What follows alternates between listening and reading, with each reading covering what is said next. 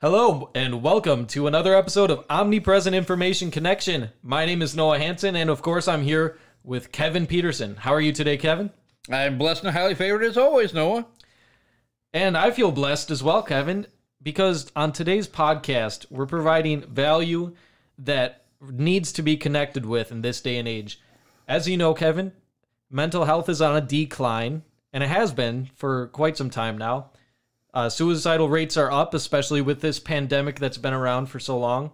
And a lot of people are suffering mentally, and it's transferring over to physical. As you know, listeners, if you've been listening to this podcast, we talk a lot about how the things that go on in your mental, in your brain, in your thought life transfers over to your physical life very easily.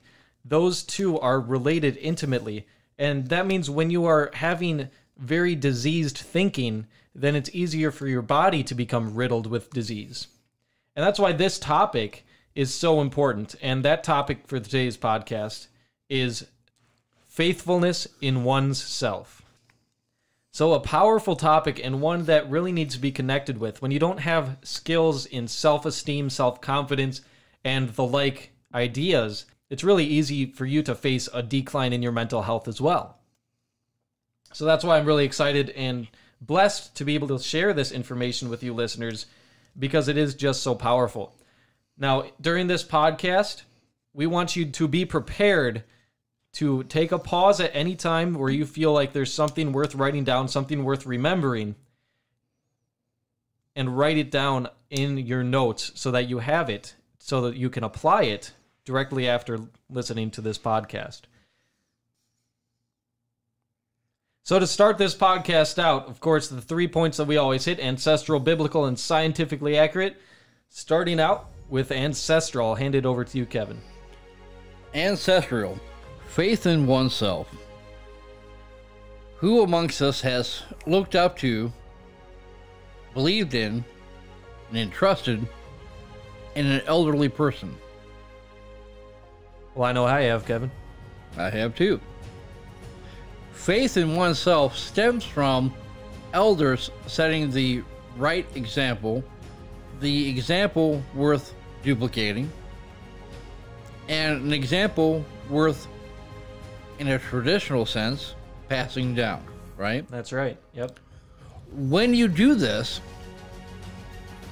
you are carrying on lineage, heritage, tradition, but most importantly, the energy, the life wave, and the life path of the elders that had come before you. So always kind of putting them in an honorary system for you to be able to value each and every day that you can be able to pass the torch on. That's right, yep. Believing in yourself means having faith in your own capabilities. It means believing that you can do something that is within your ability. When you believe in yourself, you can overcome self-doubt, have the confidence to take action, and get things done. Right, yeah, it's placeboing yourself in a way. But in a emotionally, physically, and spiritual way. Right, when you have belief in yourself, then that belief carries you forward faster than if you didn't. So, the question that is often asked is, how do you develop faith within yourself? Listeners, right now is when you need a pen and paper. It's a good idea. Because there are 10 ways to develop an unshakable belief in yourself. And this comes from our ancestors. The first one, think positive. Each of us has the power to choose and to direct our thoughts in any direction we want.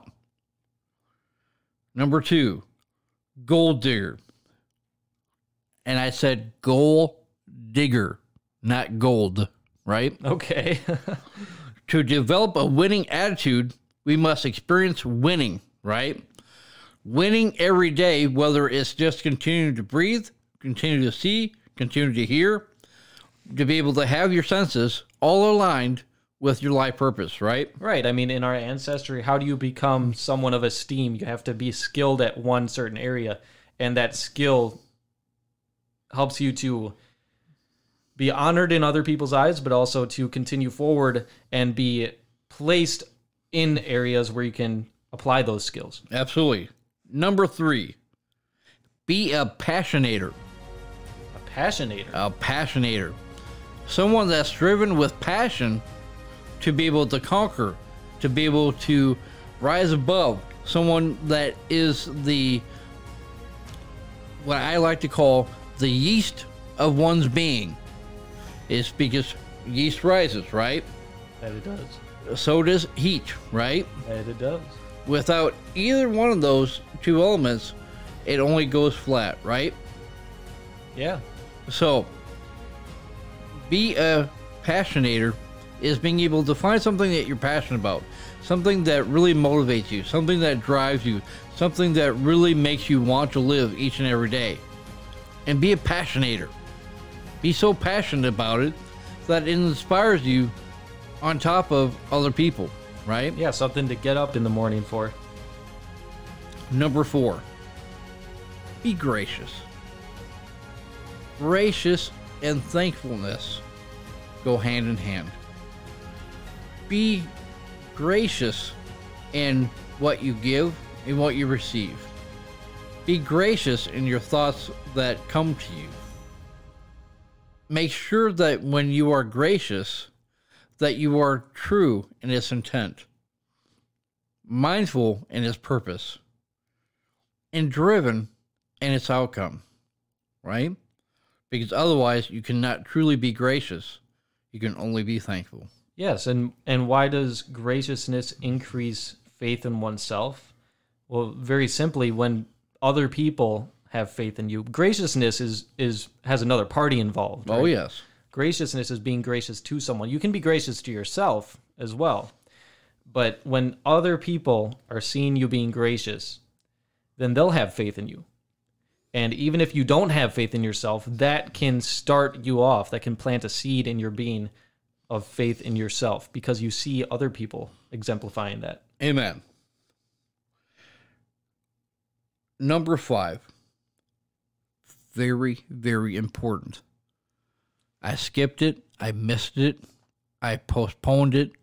I had literally bypassed it in my childhood. I didn't think that it was overly important until I became an adult. And it was at that time when I became an adult that I understood the tremendous value about what I'm about ready to say. Keep good company. Mm-hmm. Surround yourself with people that are living your dreams. Surround yourself with people that are talking about your dreams. Surround yourself with people that are wanting to encourage you, to be able to build you up, to be able to lift you up, to be able to help you, to be able to guide you, to teach, train, motivate, direct, and guide you on your life path to a brand new you today, right? Yes. I failed in my youth because any listener that's out there understands is that when you're youthful, you think you have all the answers. Why listen to other people? Why read a book? Why do this? Why do that, right? Yeah.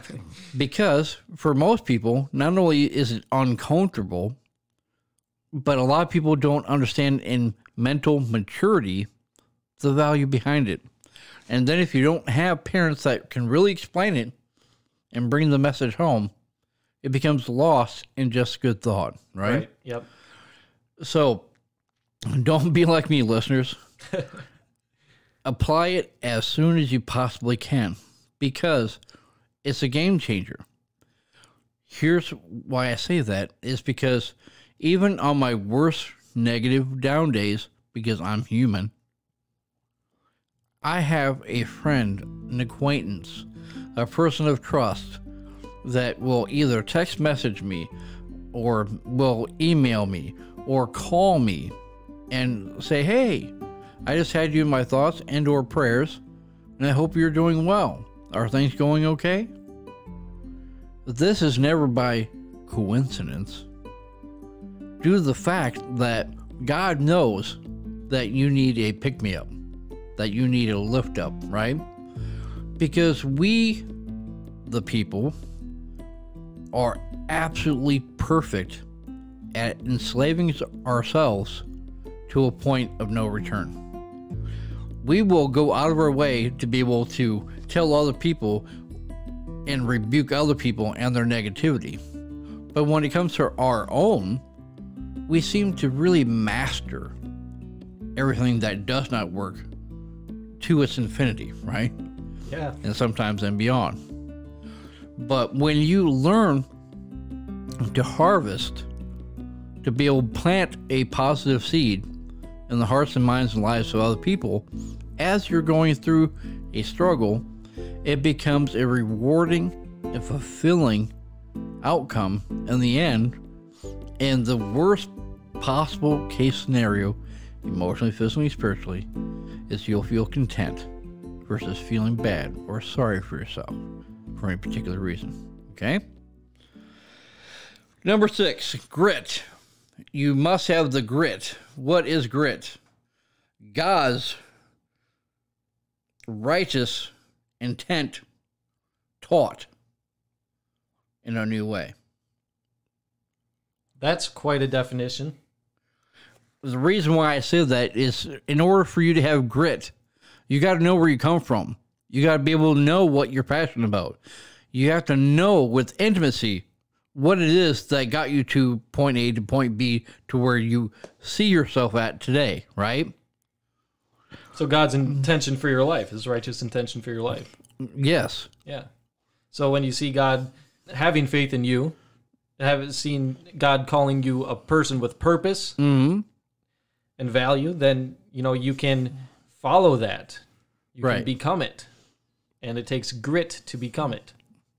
In order for you to be able to have true grit, is to be able to have a true grip on your reality, on what you're holding onto, right? So, number 7, believe in yourself. Oh, well, that's easier said than done. No, it's actually easier to literally, this is going to blow your mind.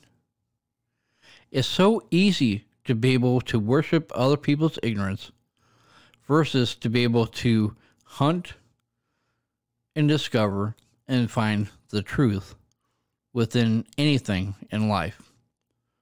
For some odd reason, we have a built-in mechanism that when someone says something to us and we don't have self-sustained power and authority within our lives, we adopt it psychologically, unknowing to us, because we allowed that seepage of information to come through one of the cracks of our foundation to allow it to become a piece or a part of your reality that in reality doesn't even exist. Right, right. It's real easy to be influenced. As we talked about on agendas and messages, that was a video that we did a while back.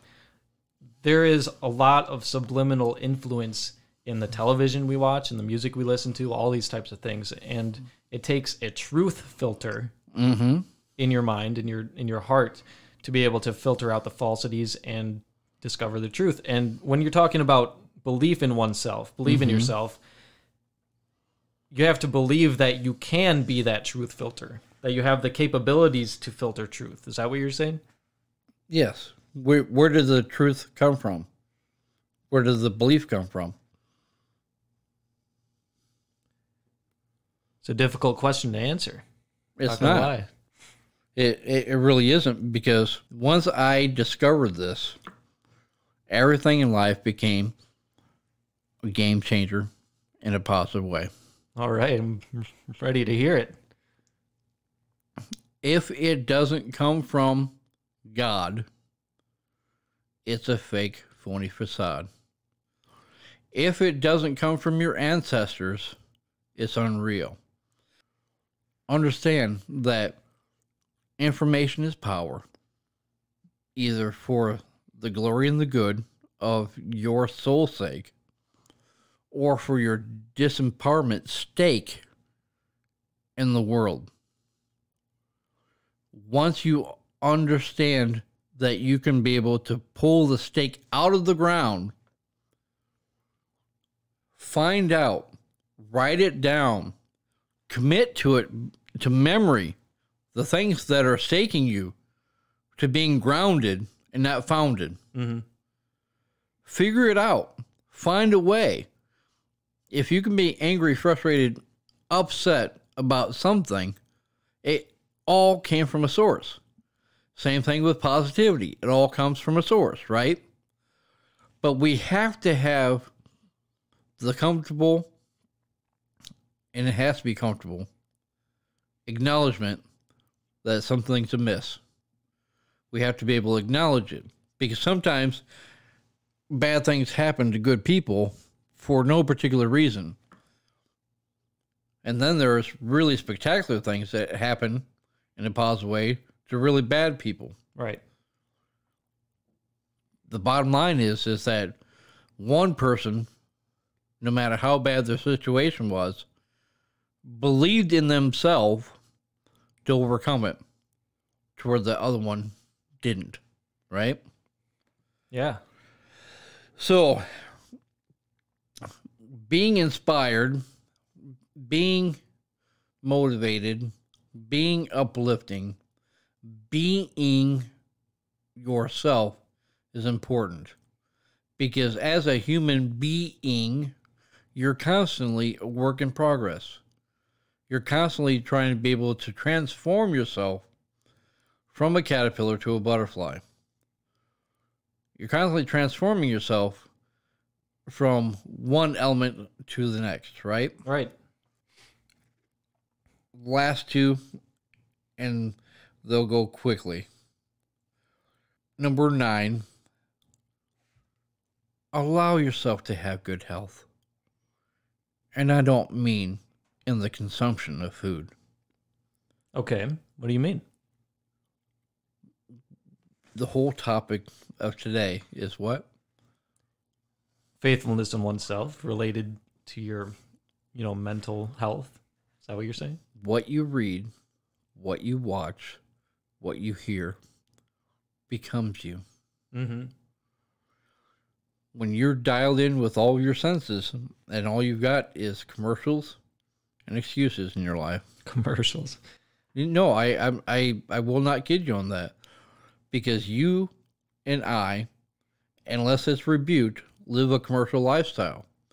Because we see the Levi jeans, the whatever product name is. Oh, we got to have it. It's the greatest thing ever. Oh, yeah. But in fact, the off-brand name that could have been twice as comfortable, but because it isn't cool, it isn't on TV, gets discarded every time. But that discarded clothing is some of the most comfortable clothing that a homeless person could ever experience to receive. Yeah. Yeah. It's a matter of perspective. Right? So having good health in who you surround yourself with and what you surround yourself with. Well, right. But good health is a healthy dose of emotional, physical, and spiritual enlightenment in a new way. Someone has to be able to bring to your mind a healthier alternative, a healthier way to be able to overcome things that happen in your day, right? Yeah, sure.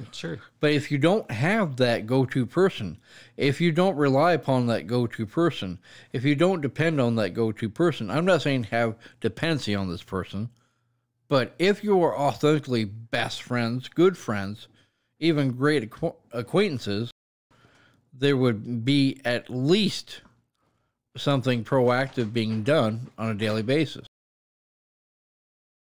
And number 10 is social support. I can't tell you enough on how I see so many people. Let's keep scrolling. Let's keep scrolling. Let's keep scrolling. You name the app and you just keep scrolling. You don't get in the hearts and the minds and the lives of other people. You laugh. You think things are funny because you see funny posts, which are great. But the bottom line is that most of your time on and offline is scrolling past some of the best opportunities in the world. Yeah, that's true. when you comment on something, it's because it resonated with you. But if it doesn't resonate with you, you don't comment usually, right? What if, and this is a big what if, but what if you commented on every post you read? How differently would your connections be with people? How differently would your insight be with other people? How would they view you on and offline? They would be like, this person always responds one way or the other, no matter what I post. They're always there for me, even if it's online, right? Imagine being able to take that relationship offline and having even a better relationship than the one online, right? Yeah, you're mostly talking about social media. Yeah, there's great opportunity in that. And social support. Yeah. When you set the example, people can't wait. And I'm telling you, people can't wait to be able to set the example back to you. Right. But you have to be able to make them equally as important in their lives as you are in yours, right? Right. The reason why people post all this stuff on social media, now understand, there are some negative, demeaning things on Facebook, Instagram, that sort of thing, right? True. So I'm not saying necessarily to be able to respond to it, the negatives, right?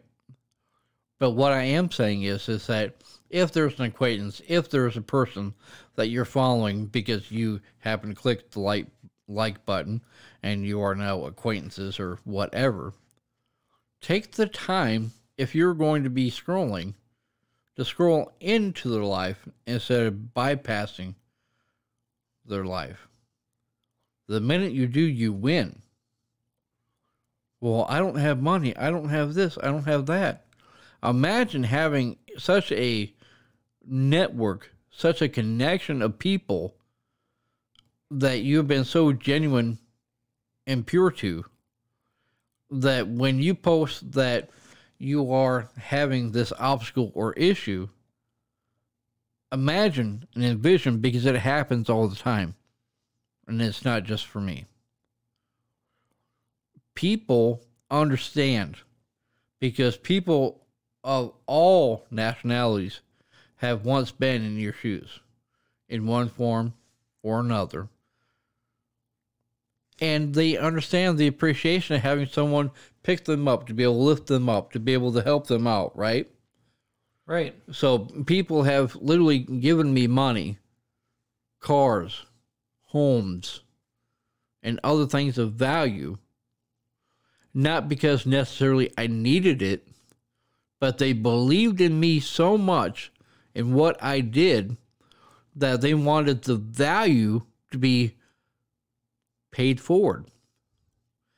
And because of that, I was able to feed families, clothe families, to be able to create homeless shelters, to be able to take the homeless off the streets, to be able to clean up my neighborhood, my environment, my city, my town, my state. Because my emotional, physical, and spiritual state of mind was in direct connection with my outcome. And it's because of that, and it doesn't make me, a super great person, but on a humility level, it has really transformed my life, because now I can be able to walk down my own city street, my own block, and people know me. And they like knowing me, because I send people birthday cards, anniversary cards, congratulatory cards, that sort of thing, either online or offline, right? People often ask me, how can I have so much time a day to be able to do this for all the people that I know? And it's simple. What you commit to commits to you. What you value becomes your value. What you trust becomes your entrusted estate. So, I pray that you have the emotional, physical, and spiritual maturity to be able to not only do the right thing, but to continuously do it with no agenda in mind. And when you do, everyone will have their mind, their heart, and their soul focused on you. And that's what Jesus did, is he gave his all to you so that you can be just that. And that's the original you, right? Amen. So, biblically speaking now, Noah, take us into a gentle walk into the Word of God and let the listeners hear what God has to say, not you, about faithfulness. Thank you, Kevin. It's an honor to present the biblical part of this podcast, and it all has to do with humility. So nice little transference there. I liked that. You brought humility up. Now, ancestrally, the Bible is one of the greatest works of information, of knowledge, of wisdom passed down by our ancestors. And a lot of those principles that you listed off there are contained in the Bible. So I'm going to take you to one particular place in the Bible, and it's a parable that Jesus taught. People sometimes call it the parable of the guests. This is found in the Gospel of Luke, chapter 14, verses 8 through 11. And make sure you write this down and take notes. Verses 8 through 11 in Luke chapter 14 reads as follows. When you are invited by someone to a wedding feast, do not sit down in a place of honor, lest someone more distinguished than you be invited by him. And he who invited you both will come and say to you, give your place to this person, and then you will begin with shame to take the lowest place. But when you are invited, go and sit in the lowest place, so that when your host comes, he may say to you, friend, move up higher. Then you will be honored in the presence of all who sit at the table with you. For everyone who exalts himself will be humbled, and he who humbles himself will be exalted. And thus ends the reading. So this parable is so powerful, and it's important. If you apply this to your life, you won't let yourself get into what I like to call a haughty spirit, a prideful spirit, one where I deserve this, I deserve that, but instead put others before you as more important than you. And then maybe you'll be honored for it. Maybe you won't, but hey, you'll still have a aura of humility to you that you can have faith in yourself because of. Now moving right on to scientific. The scientifically accurate parts of this podcast that I want to give to you today have to do with self-esteem. A team of UCL researchers has devised a mathematical equation that can explain how our self-esteem is shaped by what other people think of us. So it has a lot to do with the parable of the guests, what other people think of us. And it was published in a scientific journal called eLife. The study found that what matters most is how you expect other people to view you, not how they actually view you. Now, Dr. Jan Will quoted that low self-esteem is a vulnerability factor for numerous psychiatric problems, including eating disorders and depression. In this study, we identified exactly what happens in the brain when self-esteem goes up and down. By understanding what happens in the brain when self-esteem raises and lowers, we can better understand when this happens and pinpoint what caused the increases or the decreases. So Jan Will, of course, is the researcher involved in this study. For the study, 40 healthy participants did a social evaluation task while in an MRI scanner. After uploading a profile to an online database, they received feedback which was given by 184 strangers in the form of a thumbs up or a thumbs down. The strangers were in different groups so that participants learned to expect positive feedback from some groups of raters and negative feedback from other groups.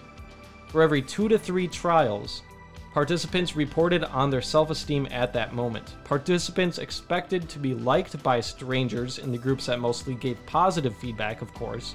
They expected to get that positive feedback because they were used to it. So when they received a thumbs down from a person in that group, their self-esteem took a hit. These social prediction errors, the difference between expected and received feedback, were key for determining self-esteem. If they didn't have that expectation, their self-esteem would not take as hard of a hit from a negative feedback. So Dr. Will quoted, "We found that self-esteem changes were guided not only by whether other people like you, but were especially dependent on whether you expected to be liked." The results of this study proved that social prediction errors, which is when we expect to have positive interactions or approval from other people but don't, were key to determining if self-esteem went up or down. So affirm your life, affirm yourself. And one of the greatest affirmations of your life, of course, is Jesus Christ. Mm-hmm. And Jesus Christ affirms our life by telling us that he wants us to be in heaven with him. He wants us to have eternal life. He affirms our life so much that he wants it to be increased eternally. Yes. And positively. Kevin, do you have any closing statements for us? The greatest image that you could ever see is the one that's in front of you. The best way to be able to tell between a truth and a lie is to stare it right in the face. The greatest ability you could ever have is the one that you never give up on. And then finally, is if you truly love yourself, it will manifest naturally in a way that resides and resonates within every fiber of your being. You have the wherewithal, the capability, the desire, the drive, the motivation, and the encouragement to be your best self. Now, go stand in front of a mirror and repeat that back to yourself, and you will receive unto you what you have given unto me. And that's unquestionable belief, faith, and trust in you. Until next time. Thank you for listening to this episode of Omnipresent Information Connection. We'll meet you on the next podcast. This has been another life-enhancing, authenticated podcast aired by the OIC and brought to you by the faithful OIC sponsors and contributors. Please tune in every week and subscribe to our podcast. And while you're there, explore our website with all the posts, videos, and podcasts that we have created with you in mind. While you're on the journey through our website, you will see our Patreon page where you can become a faithful contributor yourself with the freedom to be a part of our team today. Thank you.